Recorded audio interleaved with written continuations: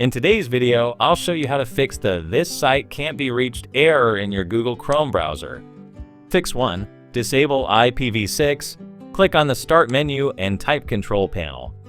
Open the Control Panel, then go to Network and Internet.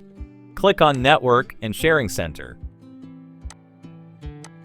Select your current connection, either Wi-Fi or Ethernet. In the new window, click Properties. Scroll down and uncheck the box next to Internet Protocol version 6 TCP/IPv6. Click OK, then click Close. Now check if the issue is resolved. If not, move on to the next fix.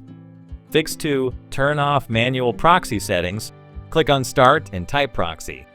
Select Proxy Settings. If you're using a manual proxy, simply turn it off. Check your browser again to see if the problem is fixed. Fix 3. Reset network settings. Right-click on your Wi-Fi or network icon in the taskbar. Click Open Network and Internet Settings. Scroll down and click on Network Reset. Click Reset now. Your computer will restart. After that, open Chrome and try refreshing the page. If everything worked, the error should now be gone. I hope this video helped you. If it did, don't forget to give it a thumbs up and subscribe for more helpful content. Thanks for watching.